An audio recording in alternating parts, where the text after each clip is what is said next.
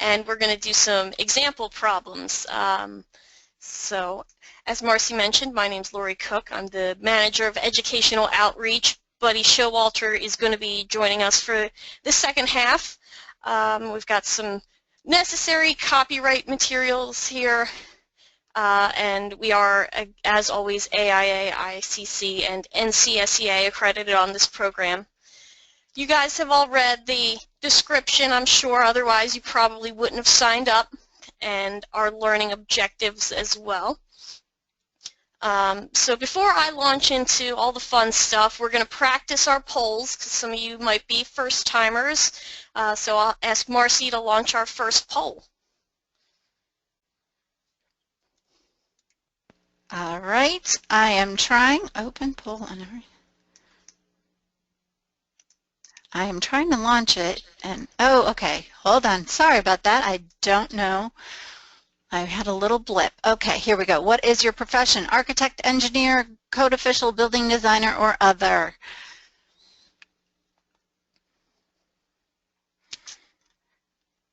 This is always the easiest one. Right? There's no wrong answers. Exactly. Although I imagine some people could probably vote on two different. True. We might, yeah. That might be the hardest part.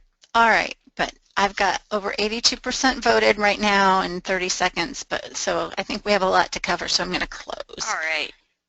So let's see, who will we all have here? We have 75% engineers, 15% code officials, 5% architects, 1% building designer, and 4% other. So great. Whatever your profession, welcome. Yes, we got lots of folks represented here. That's great. So, okay. All right, great. Well, welcome. So as we said today, we're going to be talking about some example problems. These example problems have all been completed in MathCAD, so some of you may have familiarity with the program. For those of you that don't, it does have some unique features that you can't always turn off even when you want to. So you may see in some of these PDFs there's some small green lines or little squiggly lines under some of the variables.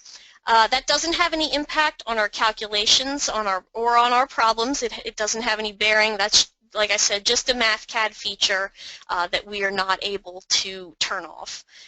We've provided a PDF of all of the MathCAD printouts and the problems, but we aren't going to distribute the MathCAD sheets. We are planning on taking these problems and expanding some additional ones into a free design example publication for sometime in 2017, hopefully. And a lot of these problems, not all of them, but a good deal of them, were based off of problems that were originally developed in the 1991 NDS commentary. So that commentary is a really good resource, and even though the codes have been updated and the commentary's been updated, there's a lot of really valuable and really good in-depth background information. So I'd highly recommend for those of you that are looking for some good resources to check that out. So the first problem we're going to launch into, let me adjust my view here a little. So the first problem we're going to launch into is going to be based on solid sawn lumber. So when you go into the NDS, we have these product chapters for the various wood products that are covered in the standard. And our first one is going to be solid sawn lumber, which is in Chapter 4. So if you go into Chapter 4, you'll see Table 431, and this is our adjustment factor table. So the way the NDS is laid out is you pick your species, you go into the NDS Supplement, and you'll retrieve an unadjusted reference design value. So for example, if we were using bending, we would retrieve our F sub B value, which you can see here in the first row. And we will then, all of today's examples are going to be computed in ASD, so we will apply this load duration factor you see in the first shaded column, and then any additional factors in the white unshaded area. So those would be our adjustment factors that are applied. And so we have a table in the NDS for each of our product chapters, and you'll see these adjustment factors come into use in various places for various properties today, and we'll go through a good bit of them. So I wanted to start with just that to preface things. We're going to jump into the example first, then we're going to talk about some of the code provisions that I referenced, and then we're going to do another bending example to kind of drive that home. And then we're going to jump into some columns after that, and then the second half of the presentation will be combined bending and axial loads in different combinations. So we're going to start with, you know, what's kind of the simplest and work our way up. Okay, so our first problem today is going to be a piece of select structural Douglas fir larch, a 4x16 member. We are assuming a 20-foot span that's supporting a hoist.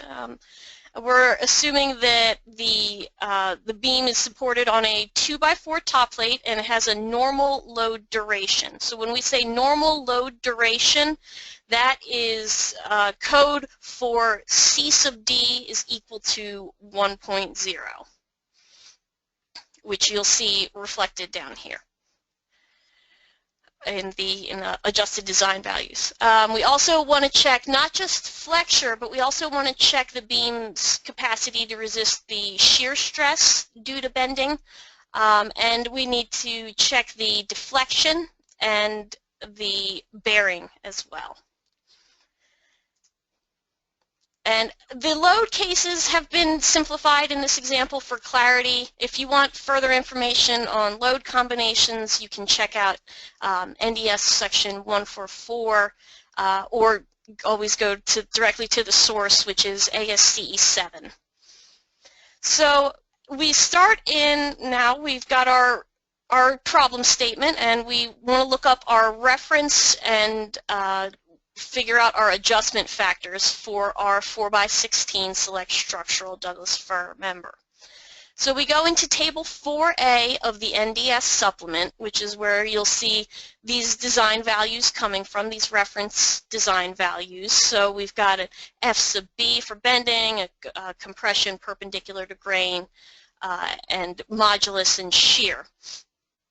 Most of our adjustment factors you can see listed here do not require any special calculation. They're going to be taken out of the standard in the various sections that would apply, and that's all referenced in Chapter 4 in the table as well. So you can see our C sub D is our load duration, C sub M is a moisture factor, so we assume that our beam's inside and it's not going to be getting wet. Repetitive member factor would be C sub R. C sub FU is flat use. Again, none of those apply, so our values are just 1. And then C sub T is for temperature.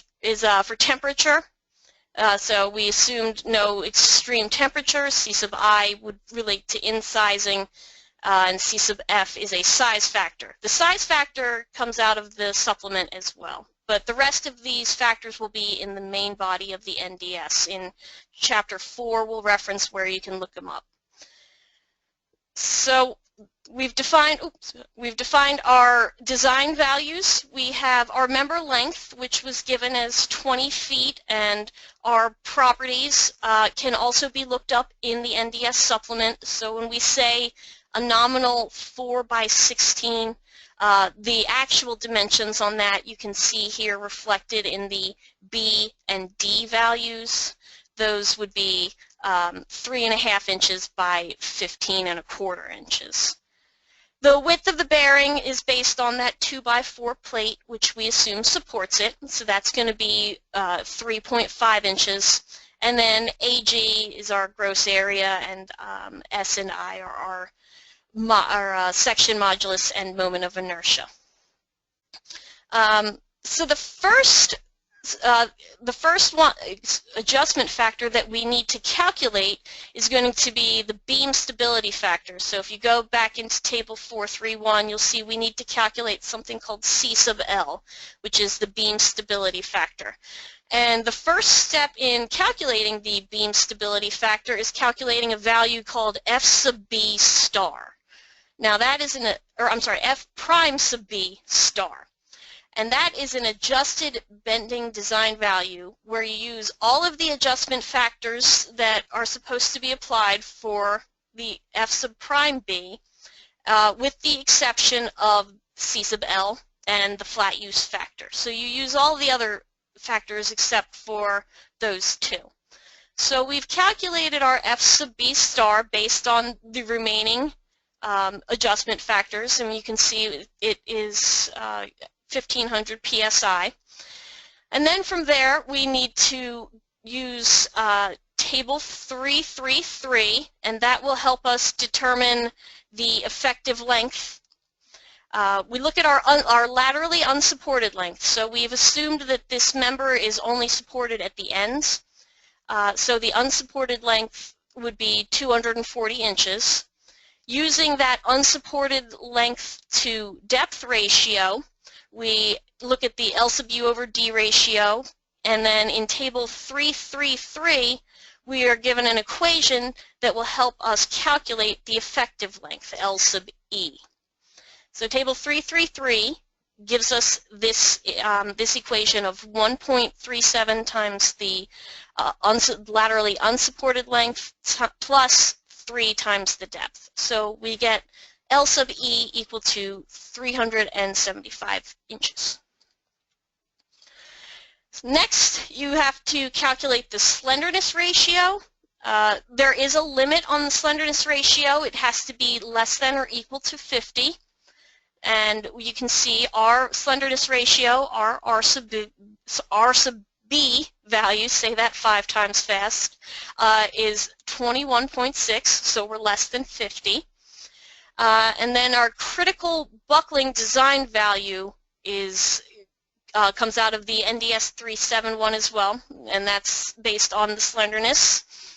And we plug all of those numbers that we've just calculated into our C sub L equation. And we're very thankful in instances like this where we have MathCAD to crunch the numbers for us. And you can see we get a beam stability factor of 0.876. So we're having roughly a 16-ish, or 14-ish% reduction because of the lateral stability factor. So we take that lateral stability factor and we multiply it by the F sub B star, right, which had all the other adjustment factors in it, and except for flat use. And we get our F prime sub B, which is our adjusted bending design value. And that's got all of the adjustment factors.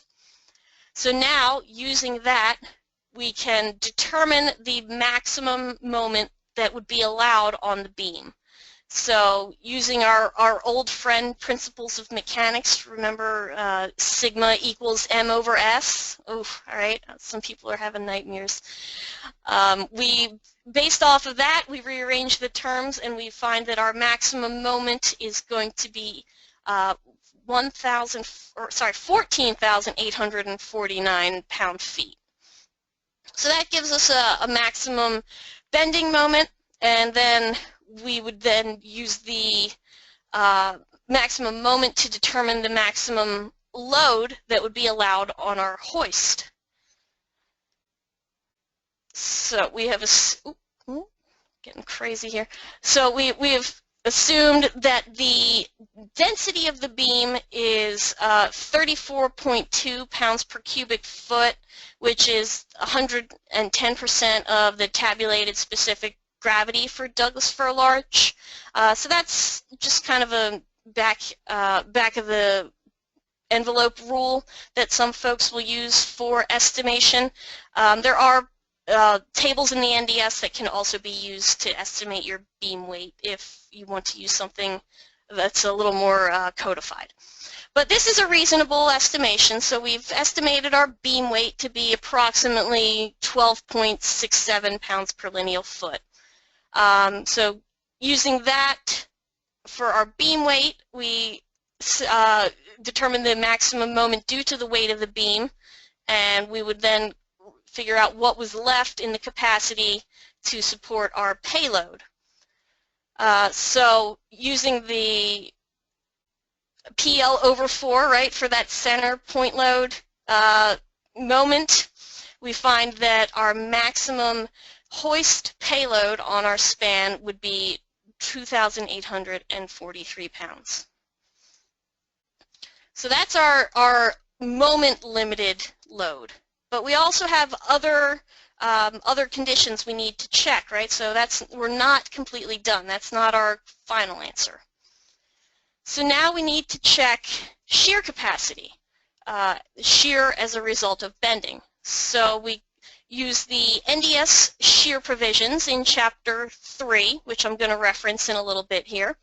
And we see that the applied shear is equal to 1,421 pounds. And then the shear stress is 3V over 2A. Right? Again, there's nothing crazy here, just good old engineering mechanics. We then can see that our applied shear stress is 40 pounds per square inch. Using a similar method that we use to calculate our adjusted bending value, we calculate our adjusted shear value, and we see that our shear capacity is limited to 180 psi, which is greater than the applied stress, so that's okay. Always good news. All right, now we also need to check the compressive stress at the bearing so that we don't have any bearing issues. So we do our F sub C perpendicular is equal to the V over A, right? It's over the area of bearing.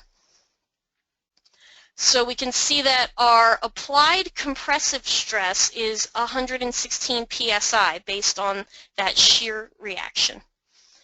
Our F prime sub C perpendicular, which would be the adjusted design value, is going to be based off the NDS supplement again, and that would be equal to 625 psi. So we're good. You can use a C sub B factor, a bearing area increase, when it applies in certain instances. We didn't use that increase in this example because we did not fully define all of the conditions that qualify the use of that C sub B. So we didn't use it, but in certain instances you can get an increase in your bearing area factor by using the provisions in section 310.4.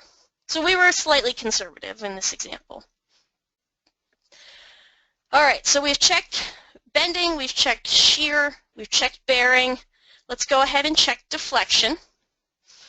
So the total deflection is going to come from the beam weight and then the applied load. We use the deflection limits. We use the deflection equations that come from, again, 5WL to the 4th over 384 EI. They come from engineering mechanics. So you can see that our deflections, we assumed the beam weight to be uniformly distributed, and then the crane load is PL cubed over 48 EI for a point load. And we find that our total deflection from those two is 0.44 inches, so we're just shy of half an inch. And when we calculate our span to deflection ratio, we get 546. So the NDS, and we're going to talk about this a little bit more in some of the further examples, the NDS doesn't provide limits on deflection, so it's either going to be come from either the IBC or another standard that would be controlling your design, or it's going to be at the engineer's judgment. So for this example, we are assuming engineering judgment, and we think that the ratio 546 is going to be acceptable. So that was a lot on bending members. So let's go into Chapter 3, which is our general design provisions, and talk about where some of that, where some of those values came from, some of those equations.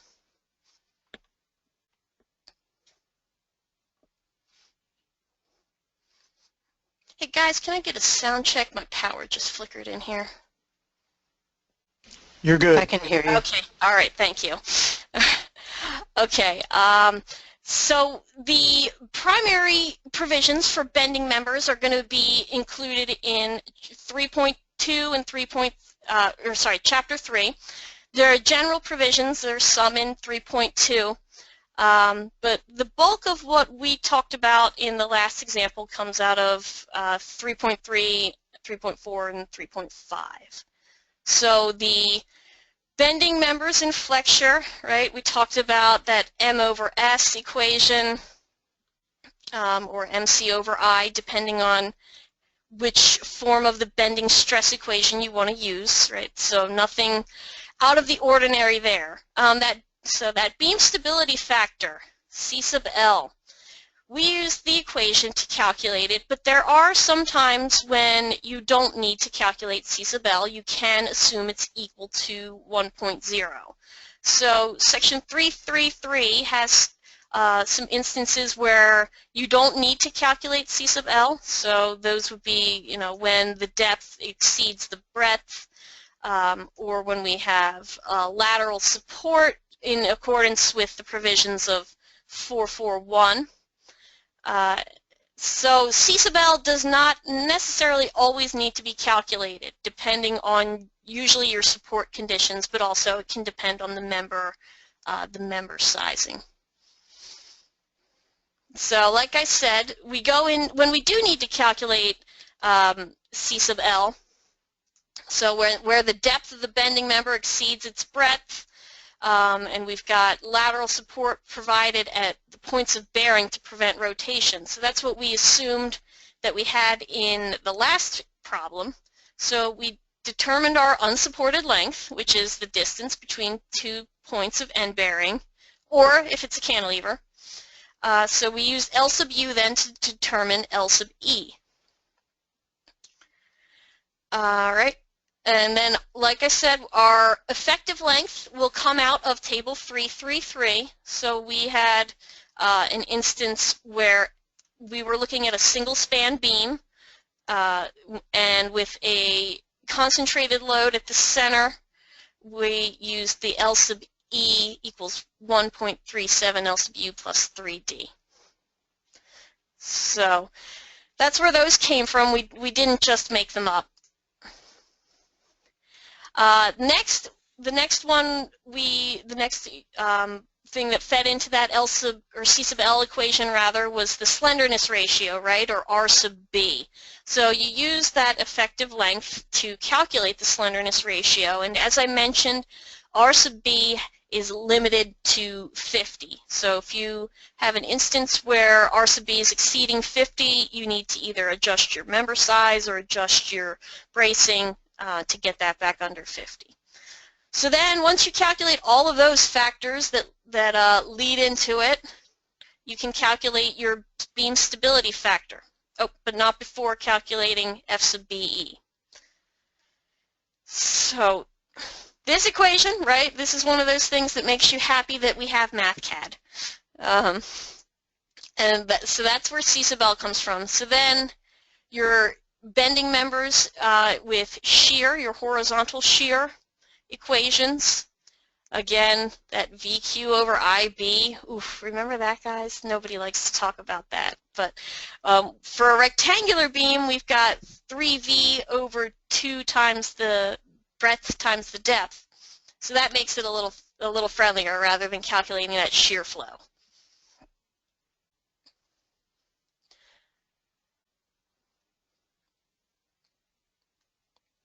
So now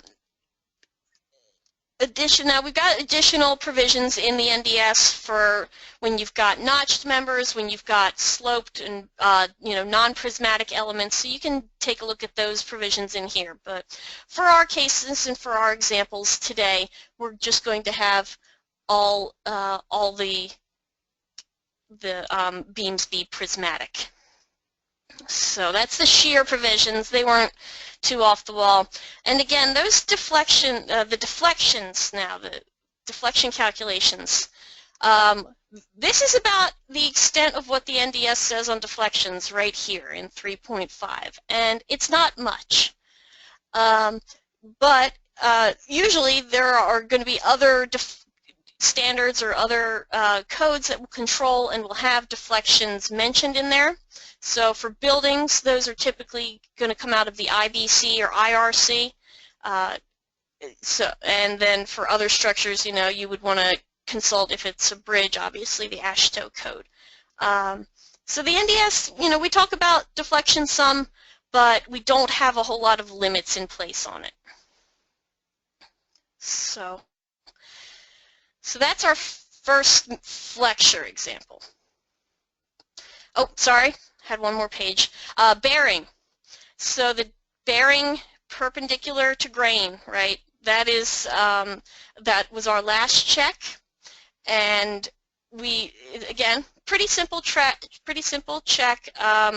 But we do not. You want to make sure that you just assume that there's a uniform distribution of that bearing. We don't have any assumption that there would be an increase in bearing pressure on the inner edge versus the outer edge when you start having bending and things like that. So we assume uniform bearing perpendicular to the grain.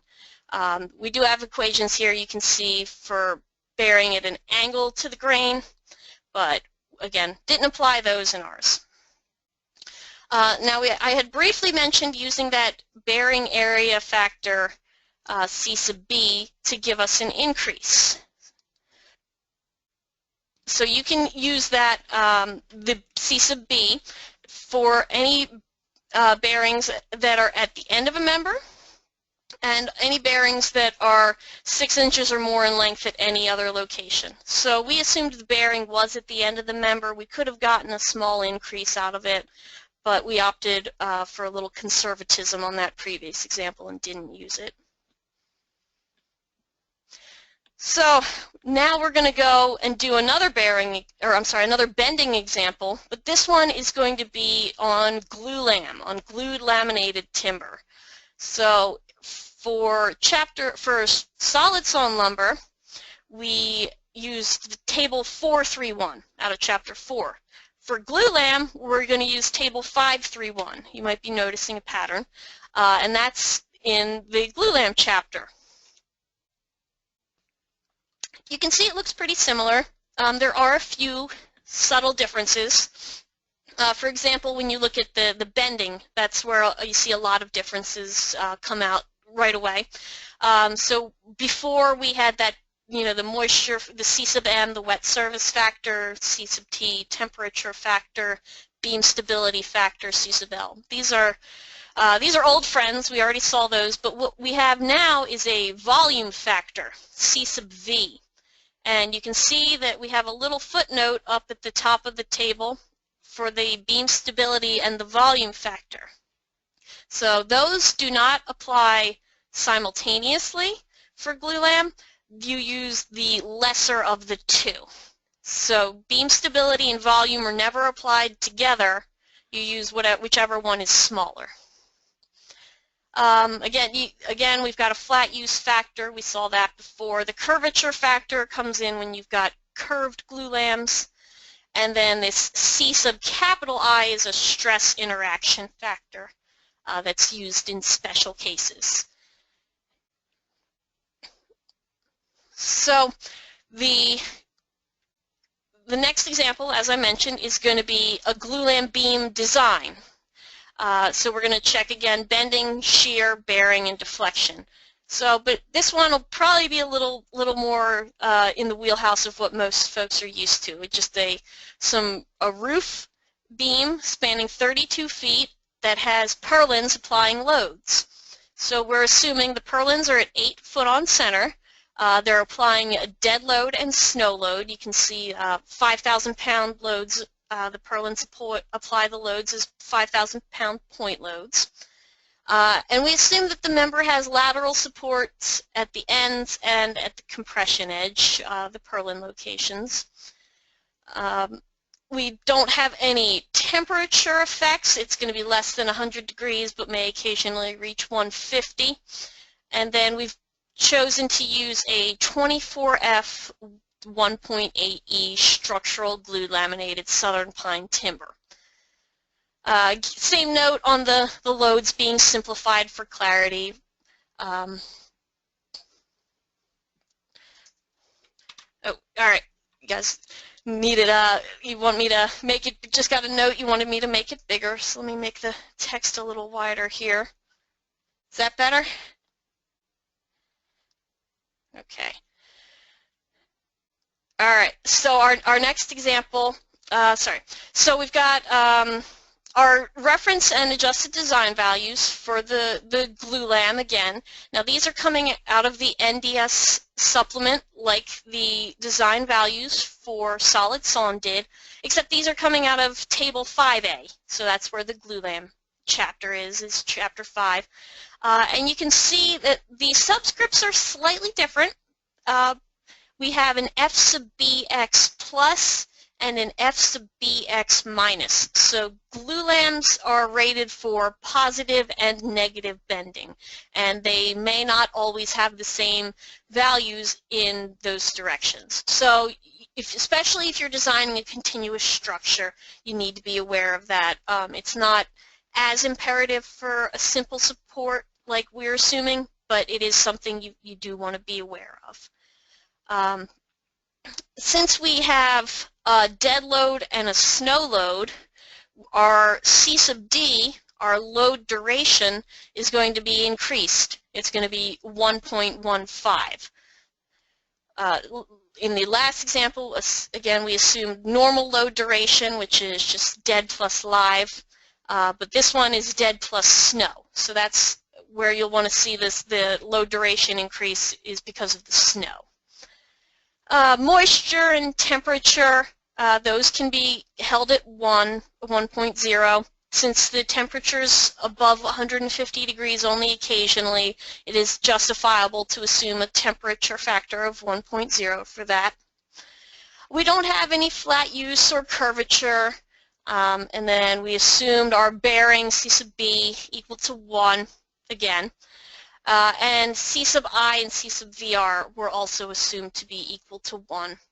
Those, again, for what we're doing, there's not any instances that where you would want to invoke any adjustments on those. The modulus of elasticity adjustments, you can see we don't, I failed to mention this earlier, but I need to emphasize it now. We don't have a duration of load adjustment for modulus. So the duration of load adjustment is only on the strength, it's not on the stiffness. So we have our E prime and, E prime X for our bending in the X direction, and then our E min for stability properties. Our member length and properties are, we assumed our initial iteration, we assumed a 5 by 31 beam. So it's going to be, we've got a 32-foot span, and we're assuming its breadth is 5 inches, and it's got a nominal depth of 31, so our D would be 30.25. So this is just our initial iteration. We're just taking a guess and seeing what works. We will refine it. So if people are asking where did those member properties with the B and the D come from, that's our first guess. So we get our beam properties for a glue lam of that stature can be pulled out of the NDS supplement in chapter 1. So that's where all the area, the S and the I values are just coming out of the NDS supplement chapter 1. Our beam stability factor is what we need to calculate next, right? So we've got that F sub B star value that we need to calculate again. And like we said before, it uses everything except the beam stability and the flat use factor. And for glulam, it also does not apply the volume factor. So it applies everything except those three. So we can calculate our F sub Bx plus, because we're concerned with positive bending, as 2,760 psi. We've assumed our unbraced length is 96 inches because we mentioned earlier in the problem statement that we did have compressive side support provided at the purlin locations. So our unsupported length is 96 inches. We then can calculate using table 333, which we looked at. We can calculate our effective length, which is going to be 148 inches. And then our slenderness ratio, again, that limit, that hard limit of a slenderness ratio being less than 50 is in play, and we are well under that. So that's good. Then we'll get into the C sub L calculation. Again, thank you for all that you do for us, NaVCAD, that we don't need to plug this into our calculator. So we get a C sub L of 0.965, and then our volume factor is another calculation, and it's going to be limited. It needs to be greater than 1, or I'm sorry, less than 1, and we use this equation out of the NDS. Since we're using southern pine, we assume X equals 20. So we get a C sub V of 0.936 here, and we remember we apply the smaller of the two of C sub L versus C sub V. So C sub V is smaller in this case, so it will control. So we get an adjusted bending design value of 2584. All right, so let's assume a beam weight. We'll estimate an approximate beam weight of about 40 pounds per foot. We'll refine that when we iterate again. And then we assume that we have those purlin loads of 5,000 pounds apiece every 8 feet. So we base that on using our applied moment. We get a required S, our required section modulus, of 395 inches cubed. So we go through, we look at our S requirements, and let's look at a 5 by 22 member for our trial section for our second iteration. So our members, it's a B of 5, a depth of 22 inches, and we have our area, section modulus, and moment of inertia properties, again, just coming out of the NDS supplement. Our slenderness ratio check is good. We are less than 50. We're at 11.4. So we calculate the C sub L for this new smaller section, and we see that it's 0.978. We calculate the C sub V for the smaller section, and again, C sub V controls. So we get a C sub V of 0.951. So our new adjusted bending design value is 2,625 psi. Our beam weight for a 5 by 22 is 30 pounds per foot. So we can use that in calculating the new stresses, new applied stresses and capacity.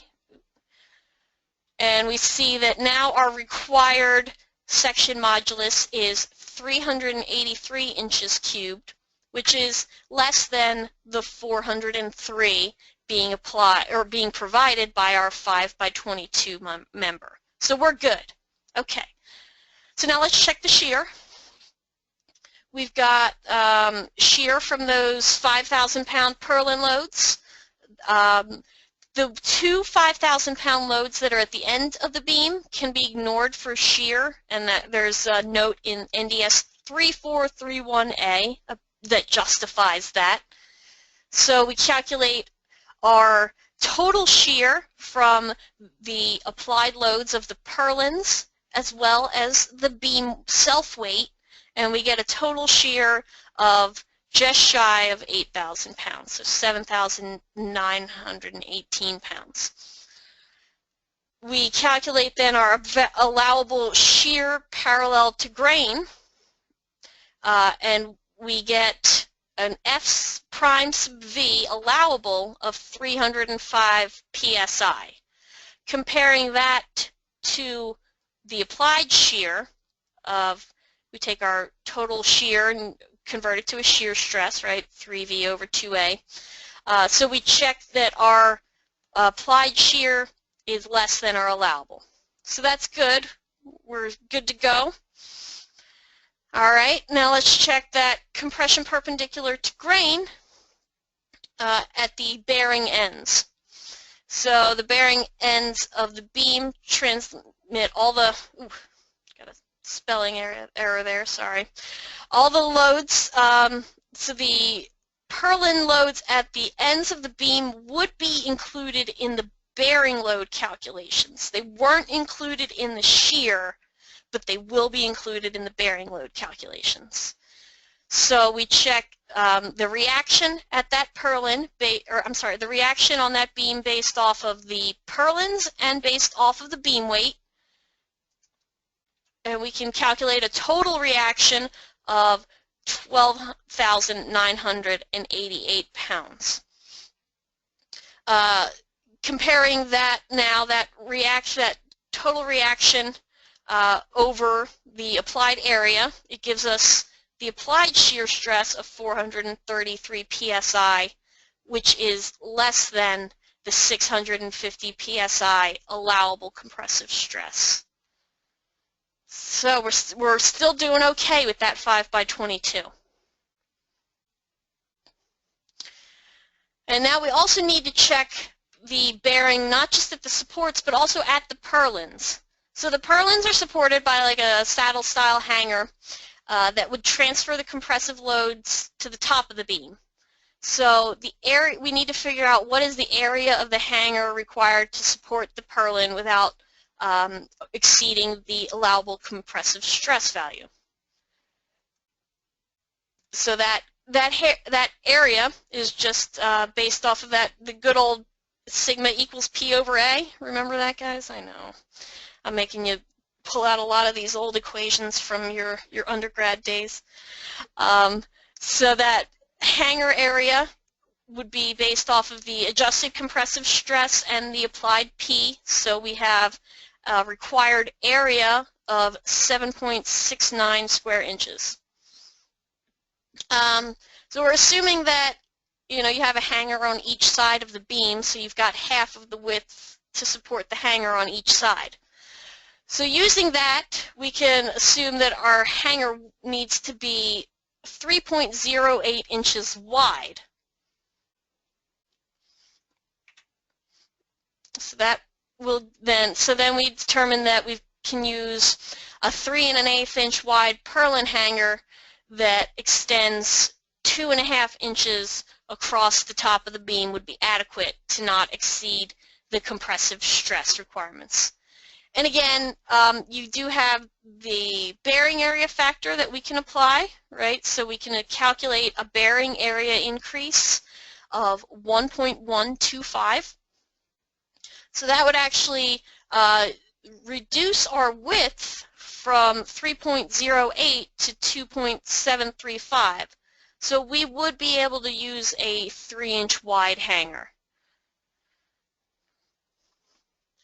So we can iterate further if you guys wanted to, and our example does show that you can iterate further, but doing that extra iteration due to the reduced span length of those hangers, so you're going from a 32-foot span to a 31.5-foot span, will reduce your moments and your bending stresses by a little over 1%.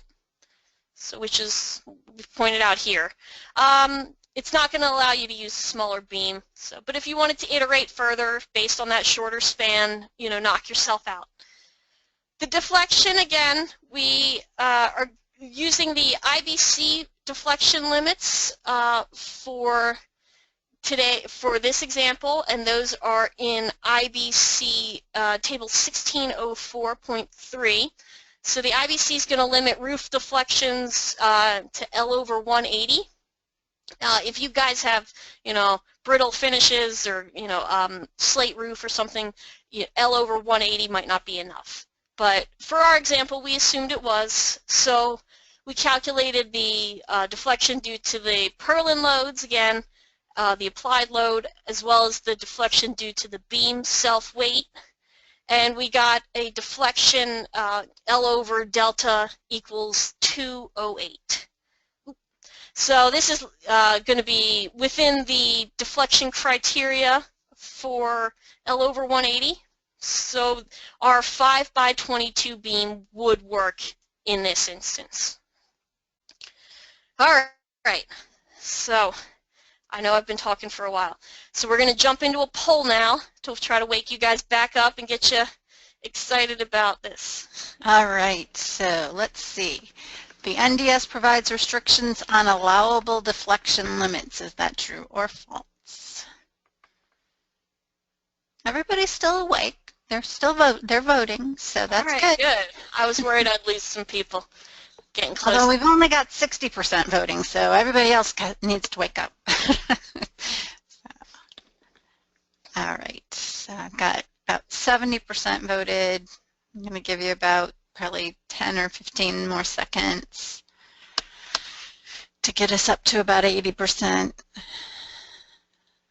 It's pretty much tapered off at about 74%.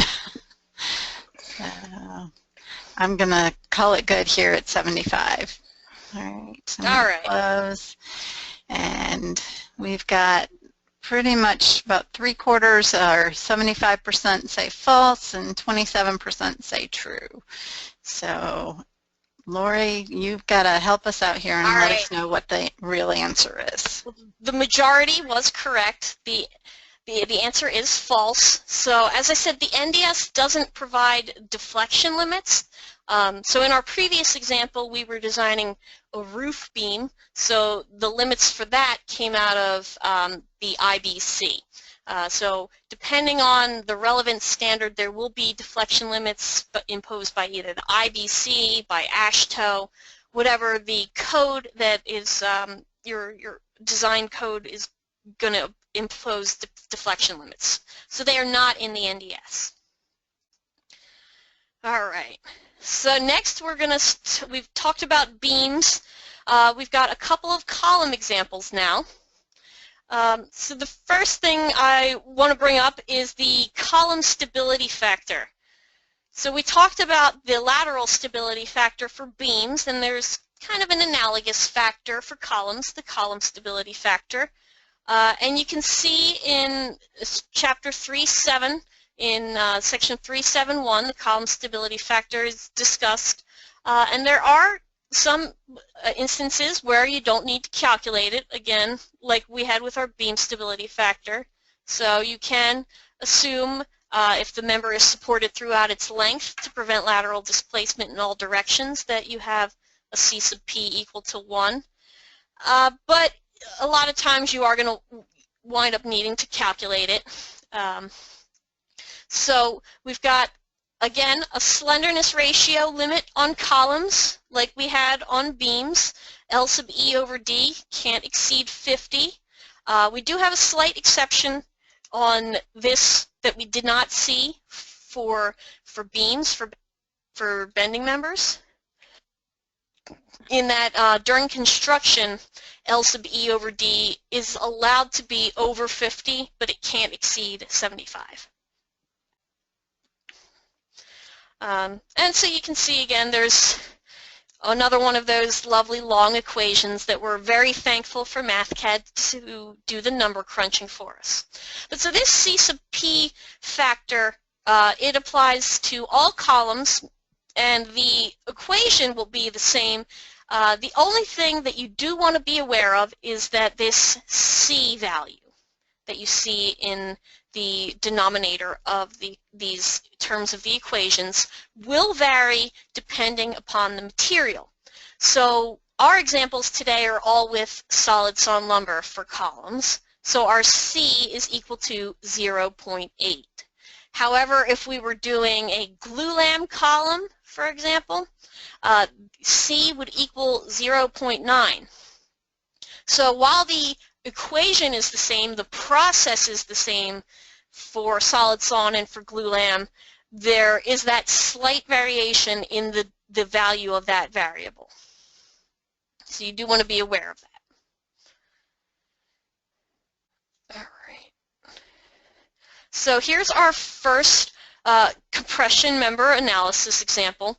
So we're assuming we've got a number 2 SPF 2x6 interior bearing stud. So it's not carrying wind or anything like that. It's carrying dead load and it's carrying snow load.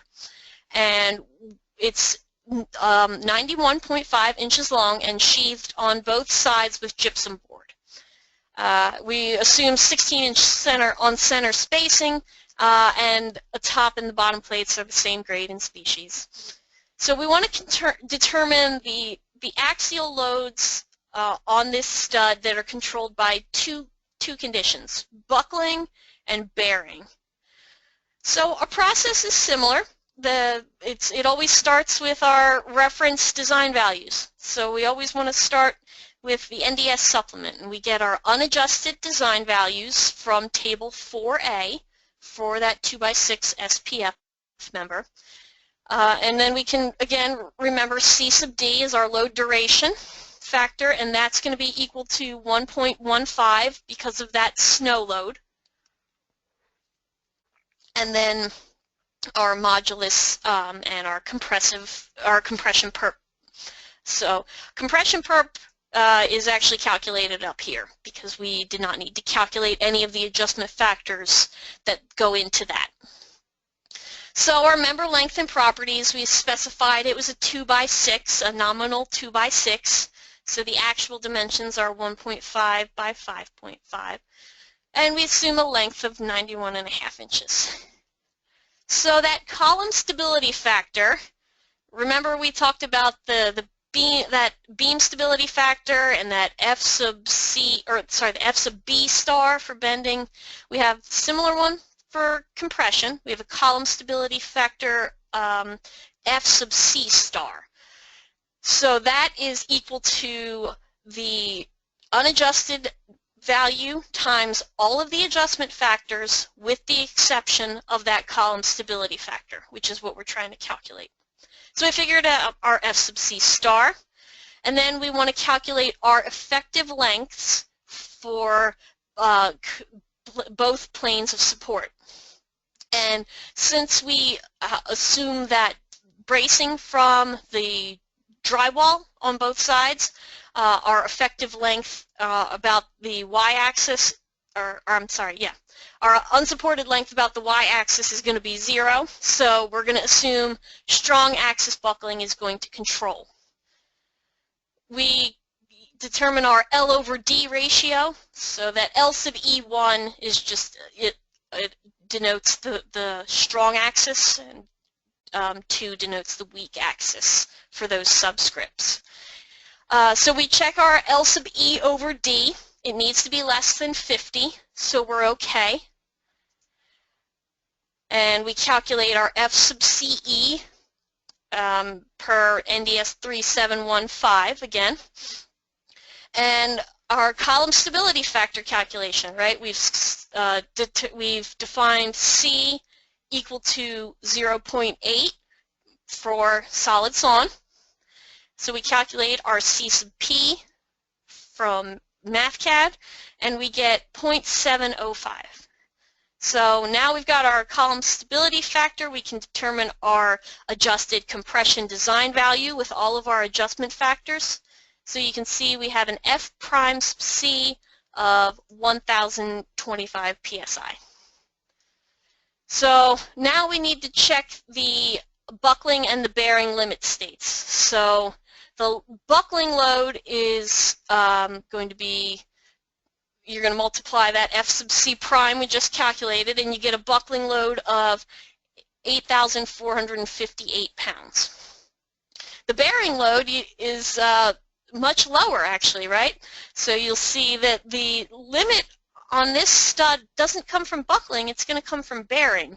So we get a bearing limit of 2,764 pounds. Again, that bearing area factor can be used to increase the bearing on the interior studs, so the studs that are away from the end of the wall. And that bearing area increase would be equal to 1.25. So those middle studs in that wall would be allowed to have an increased bearing of 3,455 pounds. But the end studs would be limited to that 2,764 pounds. So, all right. So, our next column stability calculation, this one is not based on an example from the 1991 NDS. This was something I came up with a while back to demonstrate that impact of that column stability factor. Folks would ask me, they'd look at the design values, the unadjusted design values for a 4x4 post, and they'd say, that's a really high design value. And then you go to a 6x6 post, which you guys will see when we flip to that page, and the unadjusted design value for a 6x6 is just over a third of a 4x4. And this I was talking to a contractor, and he couldn't wrap his head around the fact that the 6x6 has nearly 3 times the capacity with that lower unadjusted design value. So I ran this example, and I thought it was pretty good, so I wanted to share it with you guys. So we're going to calculate the bearing strength only. We're not doing it, we're going to calculate the buckling strength rather on that 6x6, a 4x4 and a 6x6 posts that are used for interior columns, so dead and live loads only. They're both Southern 2 pine, Southern pine, number 2, I can't talk, and they have a length of 10 feet. Assuming the ends are pinned, and this is important, we are assuming the members are loaded concentrically, so there's no P delta effects, there's no second order effects that we need to take into account in this example. This is just a nice straightforward example, not like how life normally works out, right? So we've got our referenced and our adjusted values. So you can see we've got the F prime C for a 4x4 member, 4x4 Southern Pine. This is coming out of the supplement table 4B, is 1,450 PSI. Our size factor and moisture, temperature, and sizing, you can check out the relevant NDS sections if you have questions on why we assumed those were 1. But for the most part, an interior column that is that's not being rained on and is not treated is not going to have a temperature, moisture, or incising factor. And then the load duration and the buckling stiffness factors, these are coming out of the NDS as well, and they're assumed to be 1.0. So the member dimensions are, for a 4x4, the actual dimensions are 3.5 by 3.5. So we've got an area that we've calculated, or you can look the area up in the NDS supplement as well. And we get our effective length, our L sub E, of 120 inches. We check our L sub E over D for less than 50. So let's jump in and do that column stability factor calculation. So I've got the C denoted as C sub sawn for sawn lumber in this case to differentiate between the different factors for glulam. But you can see that our column stability factor on a 4x4 10-foot long post is 0.232. We have over a 75% reduction on that reference design value. So you know, we're taking a big hit in the capacity due to that column stability.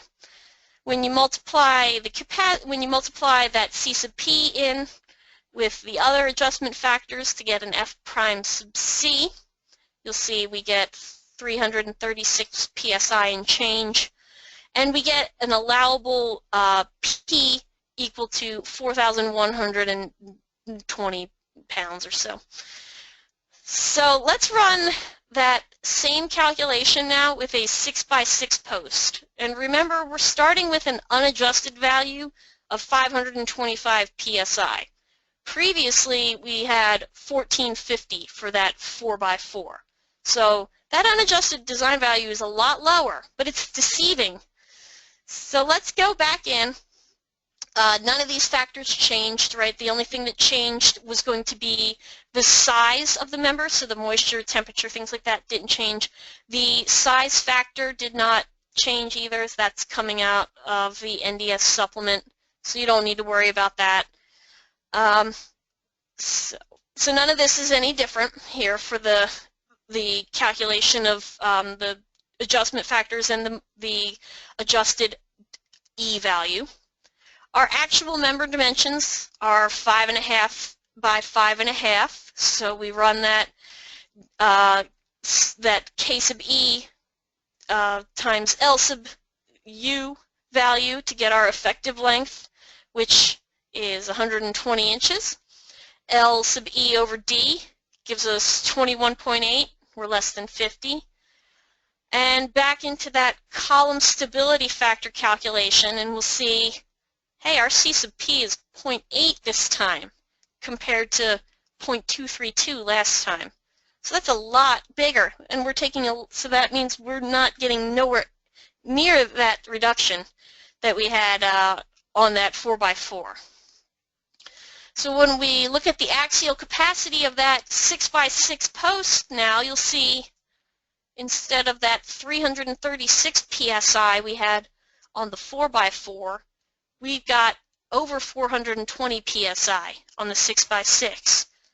So coupled with the larger area, you can see that going from a 4x4 to a 6x6 post and not changing anything else gives us almost over 3 times the capacity. And as I mentioned, these were concentrically loaded columns. If you had eccentrically loaded columns, NDS Chapter 15, which is the chapter with special design provisions, there are provisions in Chapter 15 for eccentrically loaded columns when you start having P delta effects. So one more poll now that we've rushed through columns. All right, just real quickly, we'll go ahead and do this. The column stability factor, C sub P calculation, is the same for solid sawn and glulam members. Is that true or false? All right.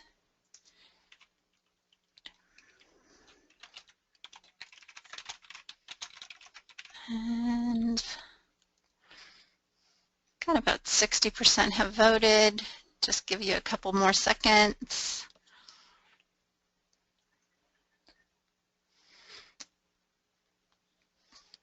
All right, I'm going to go ahead and close and we'll share. All right, we've got 58% say false and 42% say true. So I think we're going to have Buddy on when I come back, and he can tell us what the real answer is.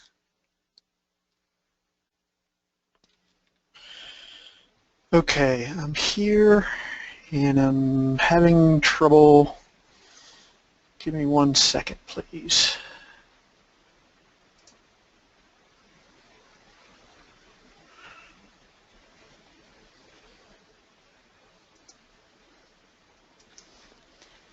Buddy, while you're getting switched over, I'll just jump in and discuss the results because this one was a little more contentious, I guess. The answer is actually true.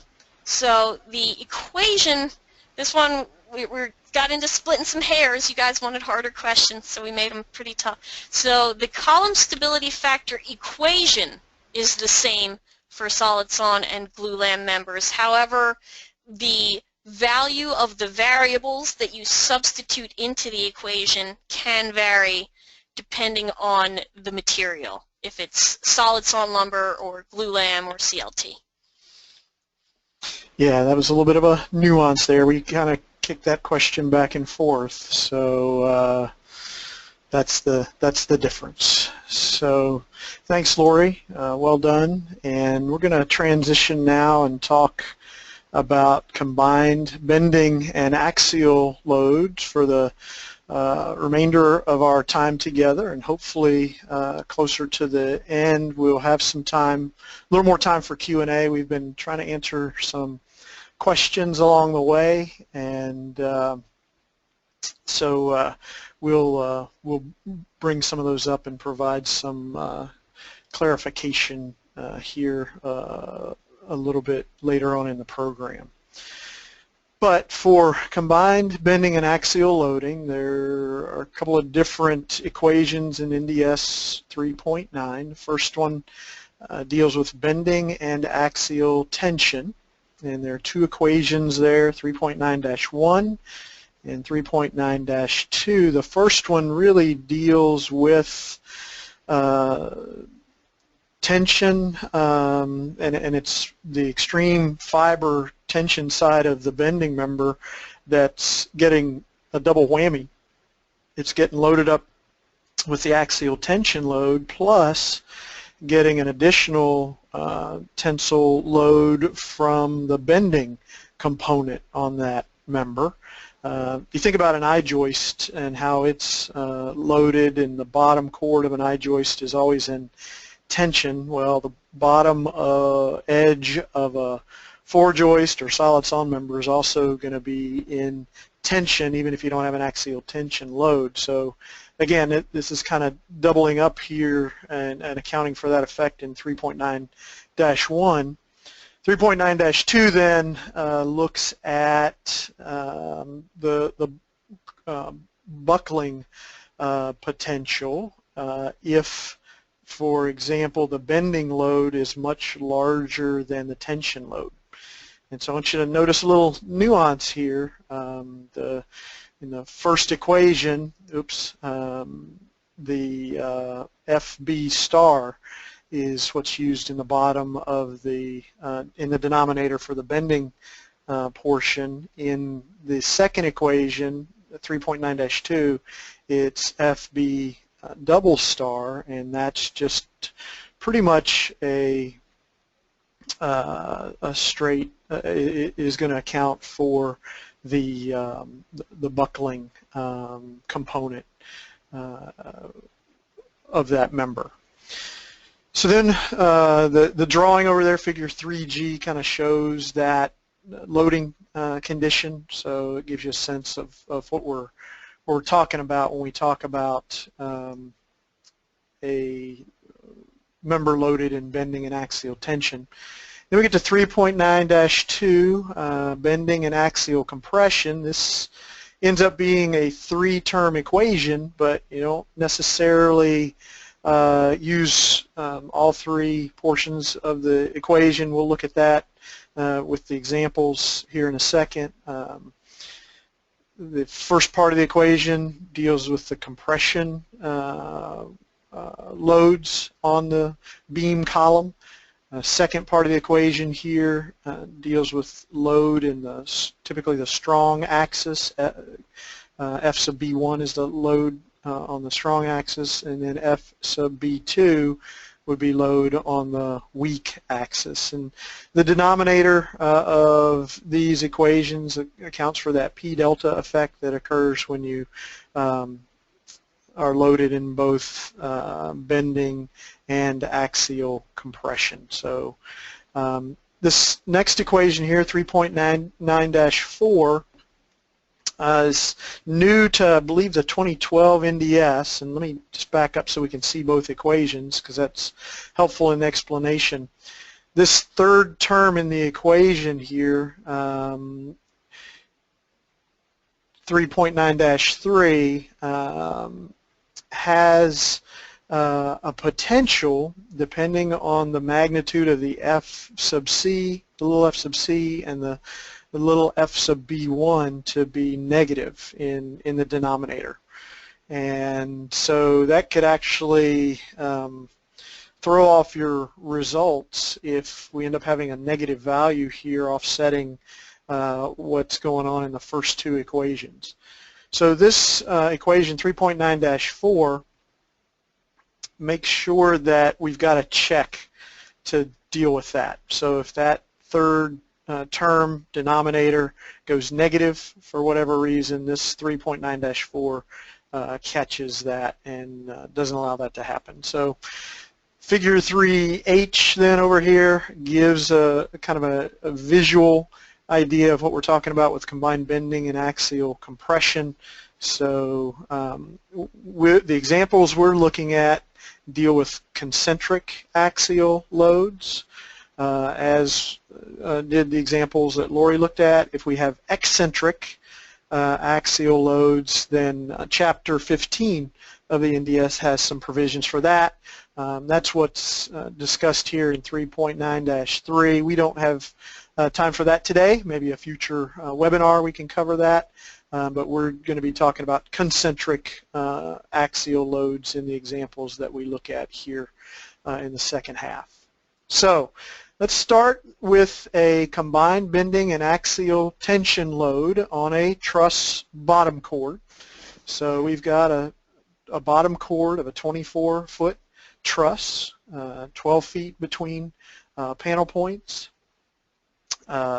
uniform dead load of 8 pounds per square foot, and then tension loads from wind of 880 pounds, and then 880 pounds from roof live, and then 1,400, forgot to highlight this one, 1,420 pounds from dead loads. And so we'll look at some different load combinations and try and show how that those different load combinations can impact your design. We're going to use a number 2 Hemfer 2x8 to run this check, and so the design values, as Lori mentioned, come out of the NDS supplement, and here are those values. We're going to assume very normal end-use conditions, so moisture, temperature, size factors, flat use factors, all of those end up being 1. One difference we'll again point out here for calculation of E and E min is that we don't apply the load duration factor to E and E min. We don't apply it either to compression perp. So just be aware of that nuance in the design calculations. Load duration does not apply to E, and so that kind of impacts, and maybe this is a good time to talk about that before I jump too far into the example. We talked about looking at Appendix B of the NDS, and I don't believe we included this one in your handout, so that's why I'm pulling it up here, but this is Appendix B of the NDS. I want you to look at this table here where we show some different load combinations and then the applicable load duration factors on those load combinations. And for a dead load, the load duration factor is 0.9. And so your design value, when we calculate that, and again we're talking about strength design values, tension, compression, bending, shear, not stiffness values like E, not deformation-based values like compression perp, where the load duration factor applies. So then a dead plus live, like a floor live load combination, is our standard baseline case. That's a factor of 1.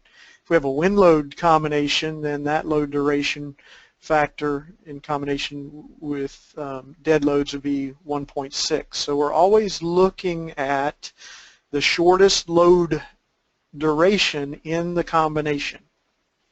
So I'll say that again. We're always looking at the shortest load duration in the combination.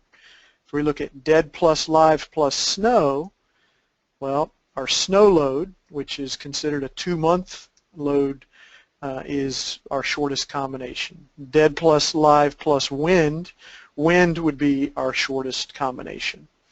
And so those have an impact, and you can't, unfortunately, you cannot just add up all your loads at the beginning and do this analysis and say which load controls, because the load duration factor does not apply to E. And so when you're calculating buckling and load duration is not applied to E, but it is applied to your strength values, that can influence the outcome of your results. And so that's what you're going to see as we work through these examples here.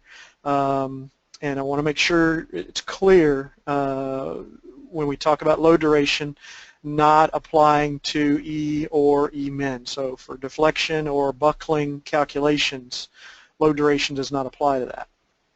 So then we have our typical length and section properties here at the bottom. We'll spend a lot of time doing that, but we're going to look first then at this dead plus roof live plus wind load case. And I mentioned from Appendix B that ends up being a load duration factor of 1.6. We do apply that load duration factor along with other adjustments that Lori showed you earlier from Table 4.3.1 to our strength properties. And so we'll come up with an adjusted FT prime of 840 PSI. Now we always have to apply that or compare that to make sure that the actual calculated tension strength of 292 PSI is less than that FT prime value. If not, then we need to stop here and go back and resize our member before we even get to the combined interaction equation. But since we are going to check combined bending and tension, we're going to look at this FB star equation, and we didn't catch this in the editing process. Sorry about that, but this should just be FB star. That prime really doesn't apply in this particular variable, so you can make a note on your handout. We'll try and get those corrected too, and maybe back up on the resources page, but it should just be FB star here. And the difference here, as Lori has indicated, is that in this particular case, we're not going to look at the impact of the column stability factor, or the beam stability factor, sorry. So we're not going to apply C sub L and the flat use and volume factor here because, again, we're just looking at the double whammy with tension and bending on this member. We're not looking at buckling yet. So that's why we're using FB star here to do this calculation. But when we do the buckling calculation, we are going to use an FB prime, and so we'll have to calculate our C sub L, and we do that here as Lori showed you earlier. So again, we won't duplicate a lot.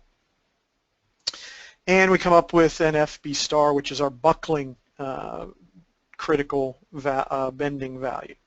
So then we drop down here, we calculate our maximum moments and an F sub B based on that maximum moment. You see those values here. Little FB of 526 PSI, our FB prime of 614 PSI, but I want you to recall that that's got a buckling component built in. Our FB star that we calculated earlier up here was 1360. So that makes sense. If we're not looking at buckling on that bending member, then it's going to have a higher capacity of 1360. So when we go through the interaction equation, you can probably see my notes popping up here. It's a 0.35 on the tension side, a 0.38 on the bending side to come up with the 0.73. Let me just expand that a little bit more so you can see it, hopefully, on your screen. So again, 0.35 on the tension side, 0.38 on the bending side, and that's the combined effect of having bending and tension without the buckling built in. Then here we're going to reduce the bending stress because the tension value actually reduces that bending on there for calculating the bending, the buckling critical result. And so in this case, we end up with a net of 234 psi over our buckling critical value of 614 psi. So I hope that helps understand a little bit more about combined bending and axial tension. We'll move on then and look at a second load case. In this case, it's dead plus roof live, so the load duration factor in that case is 1.25. So we go through, we calculate our adjusted tension value, 656 psi. We calculate our FB value, not looking at the buckling critical value of 1063. Then we look at our buckling critical value of 600 psi, and in this case, the value actually for combined bending and tension goes up. So it's not really intuitive why that would happen unless you think about the load duration factor. So I'll jump back up here again. We'll look at the earlier result was 0.73 and 0.38 with the wind loads, but so multiple additional loads, but a 1.6 load duration factor. Here, just a dead plus roof live. Our interaction value is higher for both, but that's the result of that load duration factor on the calculation. Then looking at a dead load case only, load duration factor of 0.9. We run the same calculations, and lo and behold, we get down here to our results. We have a value of 0.96 for combined bending and tension, 0.7 for the buckling check. So that really hopefully makes it a whole lot clearer about the need to check multiple load combinations and the impact of the load duration factor on those multiple load combinations, and to take it just one step further, the fact that you can't just look at your load combinations before you start the analysis and say, well, whatever my maximum load is going to control. You have to walk through that process using the appropriate load duration factor throughout the design. So in this case, that number 2 Southern Pine 2x8 satisfies the calculations, and when we first started with the wind load case, you thought maybe we were leaving a lot on the table there with such a low calculation. It ended up being 0.7 or something like that, but this is why. So let's jump to the next poll question, and I'll ask Marcy to come back and help us with that. All right, and I ask for your patience with the way that these are spelled out, but GoToWebinar has very limited caricatures. So when calculating FB star, the reference bending design value is multiplied by all applicable adjustment factors except A, load duration C sub D, B, wet service C sub M, C, temperature C sub lowercase t, beam stability C sub L, or none of the above. All right, and you all seem to be doing fine with that. So, which is no big surprise because you all are very, very smart individuals. So, all right, so about 57% have voted. Let's see, but it's already been up for a minute, so I'm going to go ahead and close the poll since we are running low on time. So I'm going to close and share. Let's see, 53% say letter D, beam stability, C sub L. 30% say none of the above. 9% say letter A, load duration, C sub D, and just 3% say wet service, C sub M, and 4% temperature, C sub T. So, buddy, I have no idea. You've got to clue us in here.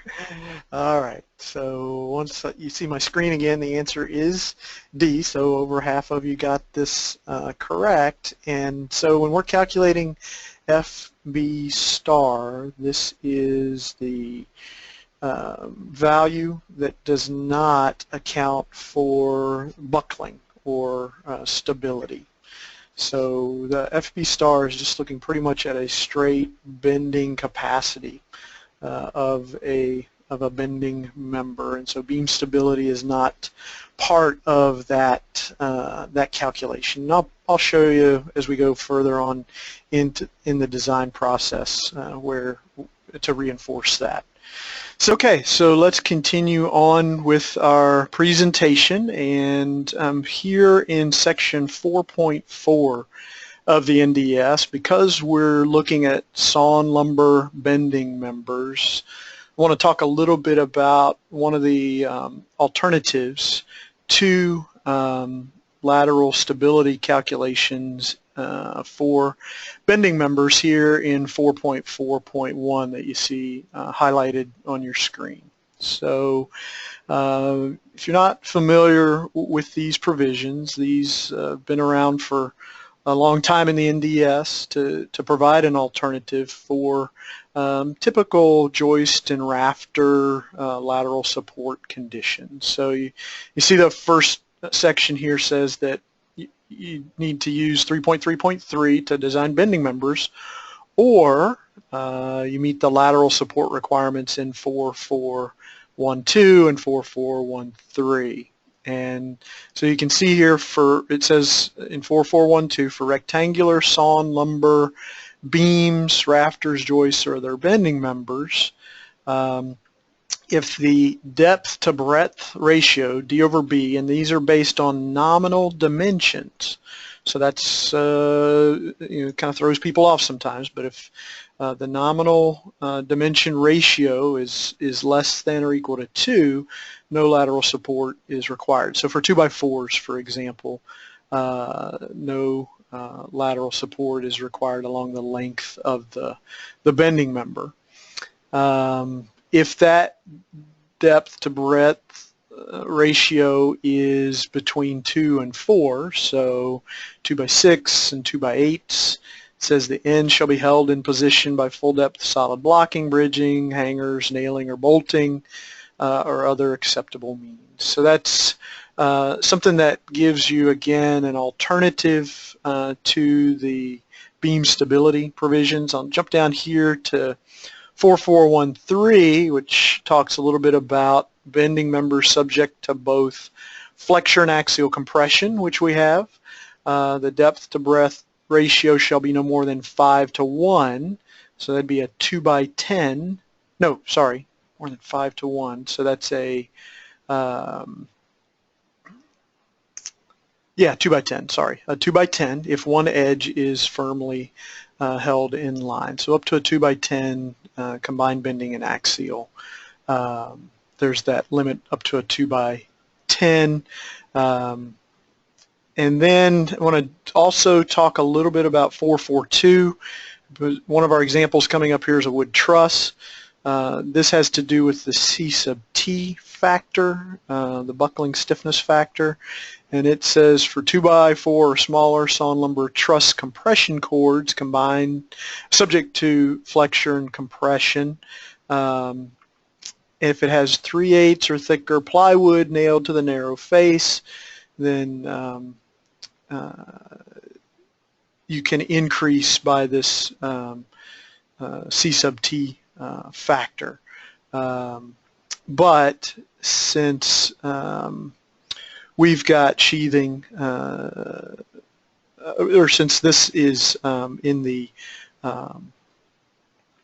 going to be in a flatwise direction, this particular provision is not applicable for a 4x2 truss, which we'll be looking at here in a second. So let's jump now to the next page, which is Appendix A of the NDS. And again, you might not be familiar with all these provisions of the NDS, but this has to do with what constitutes lateral support for buckling members. And this particular provision, A11.2, talks about when sheathing is nailed to the top chord of truss rafters, the depth rather than the breadth of the compression cord or truss rafter shall be permitted to be used as the least dimension.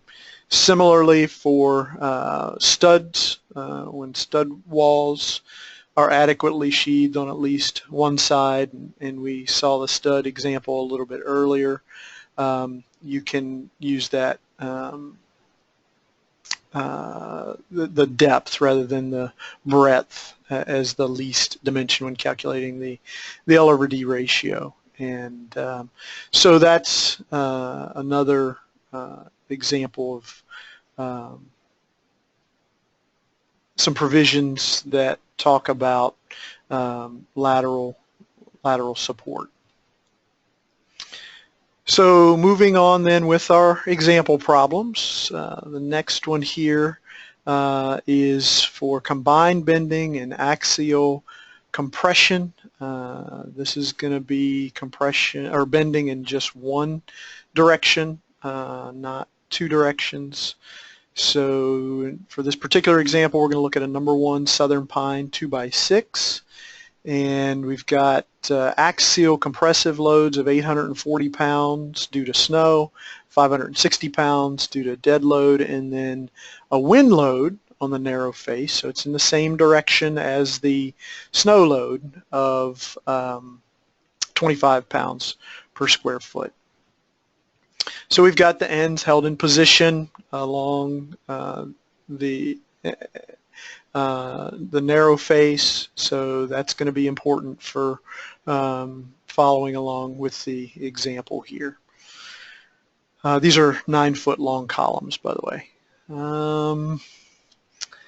So let's look at some of our design values for number 1 Southern Pine 2x6. Again, these come right out of the NDS Supplement.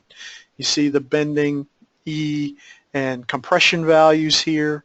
Note also a flat use factor. If we were to have load in the weak axis, I think that's going to come up in our next example, so we can probably ignore that here for this particular example.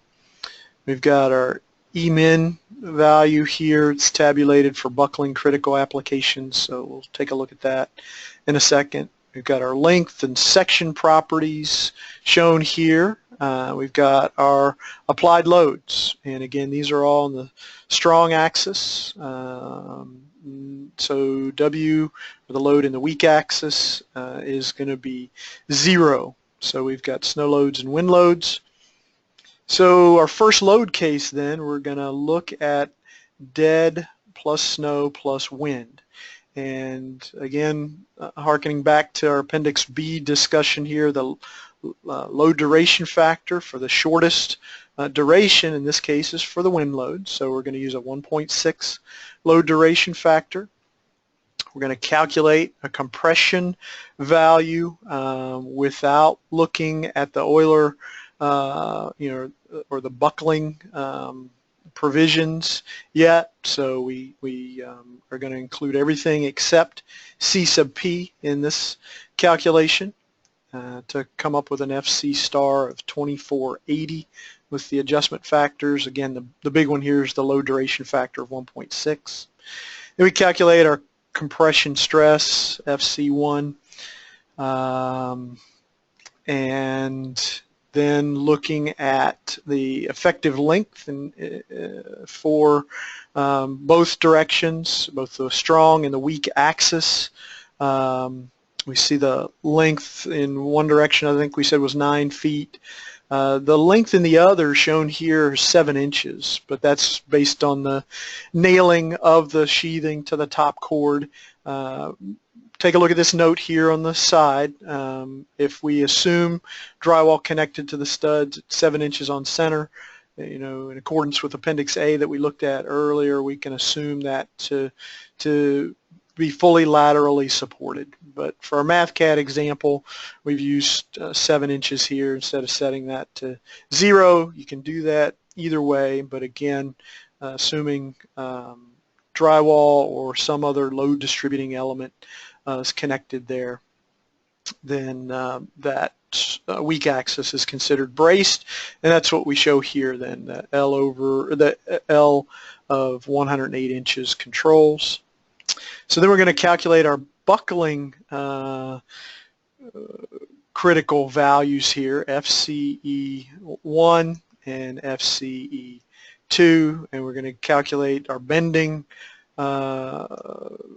buckling values for bending, and again making sure that on the next page that we don't exceed any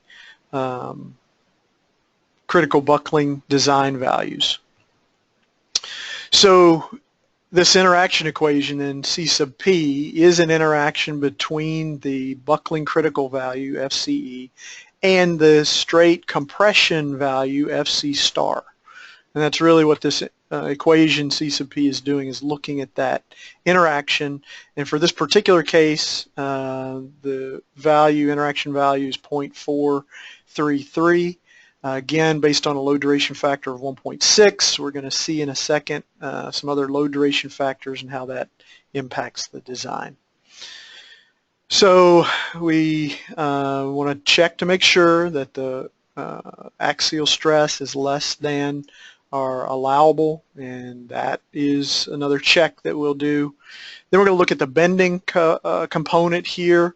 Again, looking back at 4412, we note that for that 2x6, as long as we've got end restraints, we can set the C sub L factor equal to 1. So that is a simplification there that you need to be aware of. Then we calculate our maximum moments in the strong axis. We're going to calculate a bending stress in the weak direction.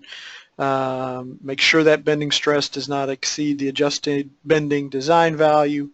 That's another check. And then plug everything into our combined bending and axial compression equation. So in this particular equation, FB2 is 0, so this third part of the equation actually zeroes out. So we're just going to be looking at the first two parts of the equation there for compression and bending in one direction.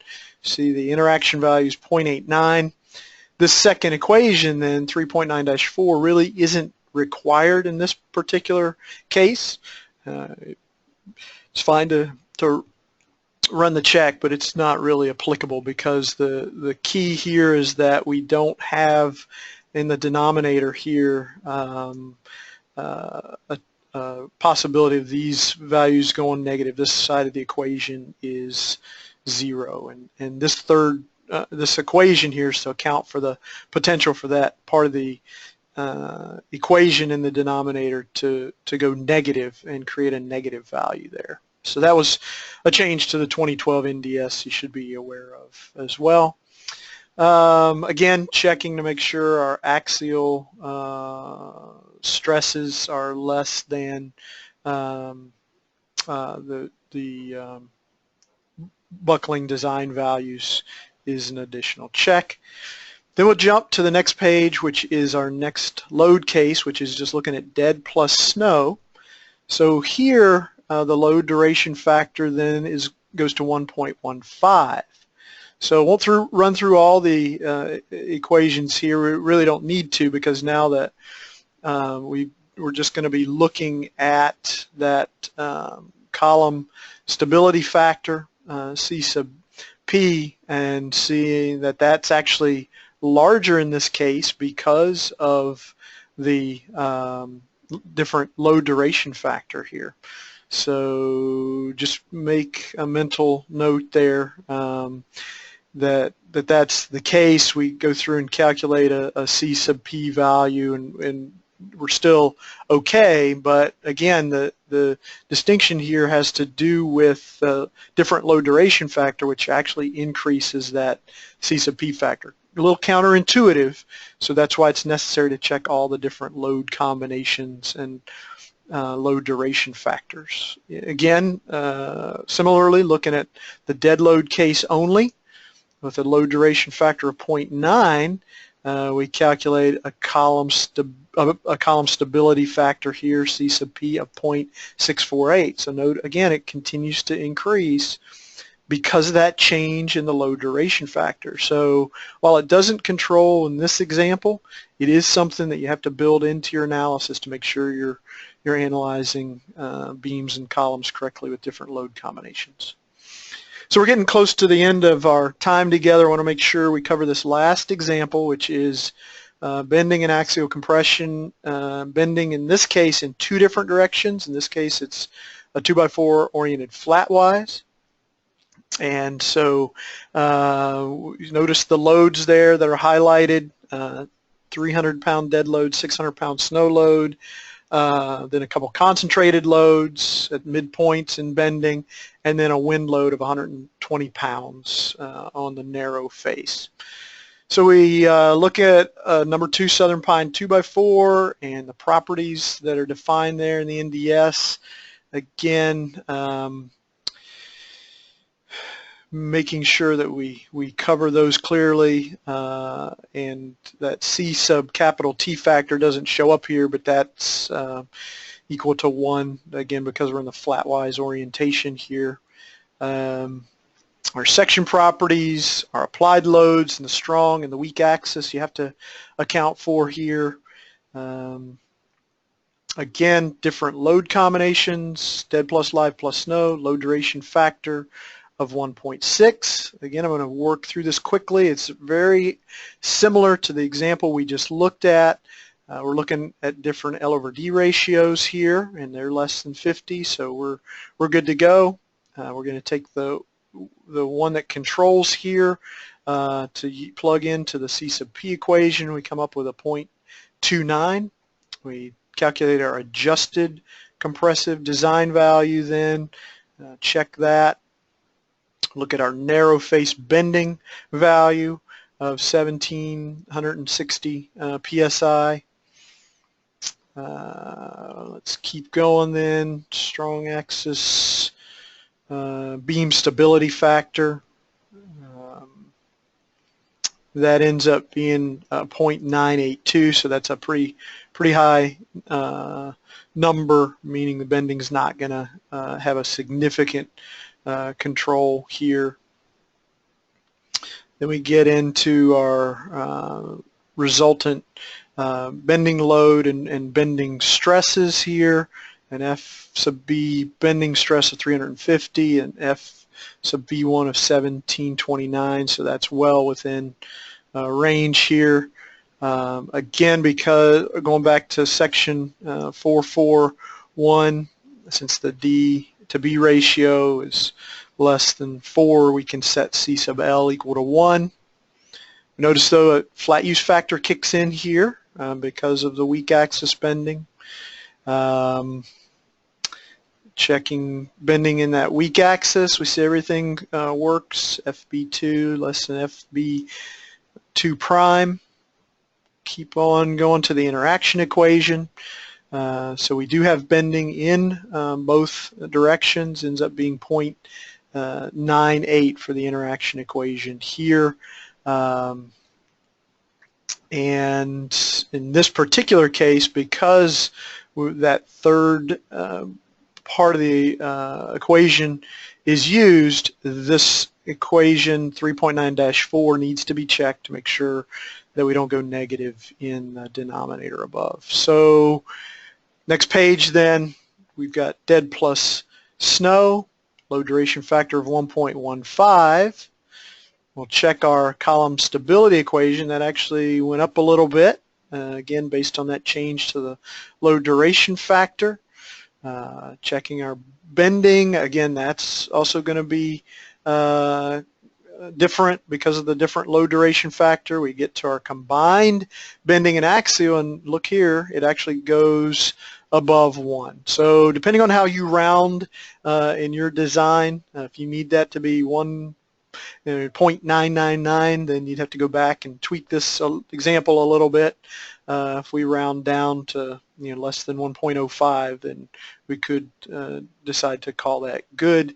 And again, because we don't have strong axis bending in this particular example, the third equation here just really is a look at a compression check. So there's really no chance of this third part of the equation going negative in this particular case. Final check then is to dead load only, and again looking at a C sub P factor that's going up because of that change to the low duration factor. But in this particular example, dead load doesn't come close to controlling. We see our combined bending and axial drops way down, but it's still a check you need to account for. So I think I'm going to ask Lori, if she will, to come back, and we'll have some time for a couple of questions here before we wrap up our time together. All right. Well, we've had a lot of questions come in. The first one, on several of the problems, I know we talked about a D over B ratio. I think I may have used it on a couple of mine, and you referred to it on one of the last ones you did, I believe. And the question was, is the D over B ratio based on the nominal dimensions, or is it based on the actual dimensions? Yeah, and we did talk about that a little bit earlier on with this section 4.4.1, and I'll just jump back there real quick to show you. In 4.4.1.2, it says the depth to breadth, D over B, is based on the nominal dimensions, and it goes through a list here of various sizes of joists and rafters and how you need to block or brace the compression edge to make sure you've got lateral stability covered. So yeah, that is the nominal dimension there. All right, great. Another question came in about unbraced lengths for columns or for compression members for studs. Can blocking be assumed to provide adequate bracing or adequate support at the point of blocking to reduce your unbraced length? Oh, okay, yeah, and that is the answer to that question is yes. So when you're doing a stud design, here's section A11.3 says that if you're sheathed on one side with something like wood structural panels, I think it's defined a little more specifically in Appendix A what constitutes adequate lateral bracing. Gypsum is another thing that can brace the edge of that. Then you can look at the strong axis as the controlling member. If you don't have gypsum or sheathing, let's say you're in a basement, some unbraced studs in a basement, and you put blocking in at the midpoint of the studs in an unbraced bearing wall in the basement, for example, then you would consider that to be half the brace length in the weak axis. Now, not in the strong axis, but in the weak axis, you would consider that to be braced at the halfway point. Great. And now back to, we had alluded to it in the D over B ratio, I think, but there were several questions about the lateral support requirements for the beam stability factor and what kind of bracing is required at the ends for those assumptions. Yeah, yeah. So let's just look at a couple of things here in 4412. So for a 2x6 and 2x8 here in section B, it says the end shall be held in position by full depth solid blocking, bridging, hangers, nailing or bolting to other framing members or other acceptable means. And so the typical blocking that you'd see in joist and rafter applications. In rafter applications, the question often comes up, well, what about, what if we have to provide some air movement in, above the insulation or something like that? A lot of times what we'll see there is notching at the corners of the blocking or holes drilled in the blocking there along that top edge to allow air to circulate through above the insulation. But as long as you've got full depth solid blocking pretty much up to the very top or close to the top. I know that's hedging a bit what's close to the top mean, but if you just cut some notches up at the corners to allow air movement, or better yet, put those notches in away from the ends of the member, somewhere in the middle of the top edge to allow air movement, then that should be fine. Then you get to the 2x10s, and you can see that you're going to need sheathing or something else along the length, entire length of the member. So these provisions are pretty straightforward if you want to take a look and see what some of the options are there. So, Lori, I think that's about all the time we have for today. I believe it is, yes. I think we'll wrap it up, and appreciate you all being here today. We hope you can be with us next month for our next webinar, and take a look at our website for some more details about registering for that. Hopefully we'll see you all next month. Have a great day.